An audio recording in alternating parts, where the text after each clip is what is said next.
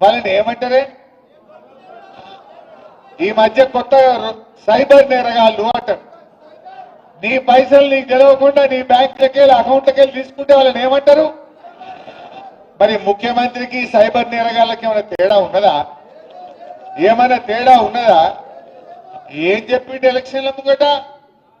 మహాలక్ష్మి 2500 ఇస్తా, మీకు 4000 అవ్వాతాతలకు పింఛన్ ఇస్తా.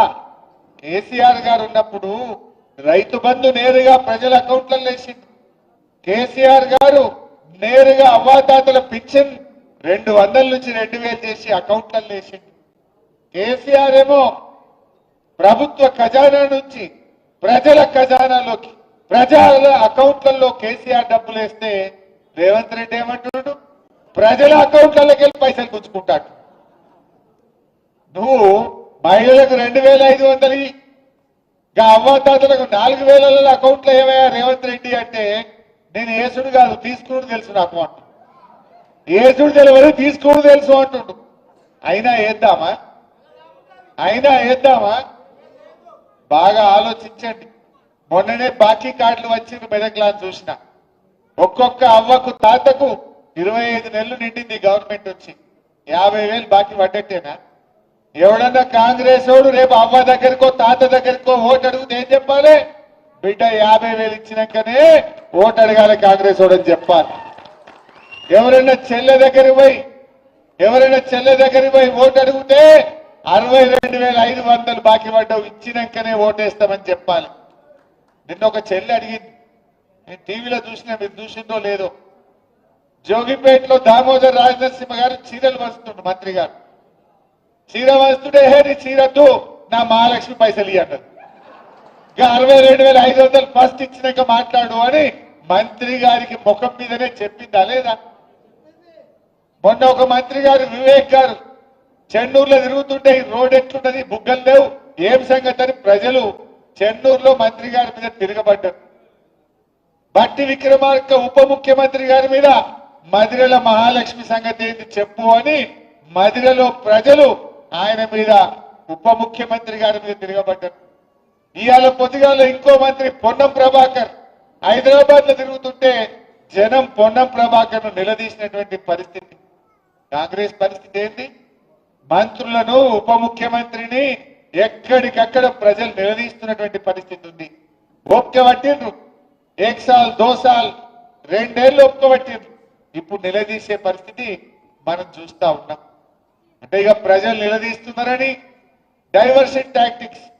నిన్న నాకు సిట్ నోటీస్ ఇచ్చిండు, ఇంకా ఇయాల్లో రేపు కేటీఆర్కి ఇస్తాడు. గంతే కదా నువ్వు ఇచ్చేది, వచ్చిందా? గంతే చేస్తాడు.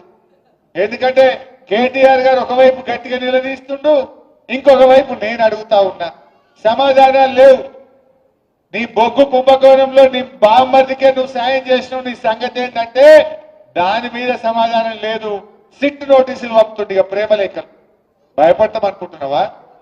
నువ్వు ఎన్ని నోటీసులు ఇచ్చినా బిడ్డ నిన్ను ప్రశ్నిస్తూనే ఉంటాం. మహాలక్ష్మి ఇచ్చేదాకా అడుగుతాం, రైతు రుణమాఫీ అడిగేదాకా అడుగుతాం, నువ్వు అవ్వాతాతలకు 4,000 ఇచ్చేదాకా అడుగుతాం, నువ్వు తులం బంగారం ఇచ్చేదాకా అడుగుతూనే ఉంటాం. పిల్లలకు ఎస్సీ ఎస్టీ బీసీలకు ఫీజు రియంబర్స్మెంట్ డబ్బులు ఇచ్చేదాకా రేవంత్ రెడ్డి వెంట పడుతూనే ఉంటాం. నువ్వు ఎన్ని నోటీసులు ఇచ్చినా, నువ్వు ఎన్ని అటెన్షన్ డైవర్షన్లు చేసినా నీ వెంటనే పడతాం. ఏందన్నట్టు మనం మున్సిపల్ ఎన్నికల్లో పనిచేసుకోవద్దు, ఇక ఈ సిట్ నోటీసులు ఇచ్చి దాని చుట్టే తిరగాలి. నీ బామ్మర్ది బొగ్గు కుంభకోణం బయటకు రావద్దు, ఈ సిట్ నోటీసుల మీద డైవర్షన్ పాలిటిక్స్ చేయాలి. నడవ ఈ డ్రామాలు. జనంకి అన్ని అర్థమైపోయినాయి. నువ్వు ప్రజల్ని మోసం చేసినావు, పైసలు లేవని ఒక దిక్కు అంటాడు, ప్రత్యేక విమానాలల్లా విదేశాలు తిరుగుతున్నాడు, ఢిల్లీ తిరుగుతున్నాడు. ఈయన ఫుట్బాల్ ఆడడానికి స్టేడియంలు కట్టుకుంటున్నాడు. ఈయన ఫుట్బాల్ ఆడడానికి సింగరేణి నుంచి 10 కోట్ల రూపాయలు తెచ్చుకొని ఈయన ఫుట్బాల్ షోకులు నెరవేర్చుకుంటుండు. మొన్న 100 కోట్లు ఖర్చు పెట్టిండు ఫుట్బాల్ మీద. 100 కోట్లతో 10 స్కూళ్లు కట్టకపోదుమా? పైసలు లేవంటావు, నీ ఫుట్బాల్ కోసం 100 కోట్ల రూపాయలు ఖర్చు పెట్టవా రేవంత్ రెడ్డి? నీ షోకుల కోసం ఖర్చు పెట్టవా రేవంత్ రెడ్డి? మనం చూస్తలేమా? నిన్న మొన్న వాటాల పంచాయతీ పడి మంత్రులే ఇవాళ కొట్లాడుకుంటున్నారు వాటాల కోసం రోడ్డు మీద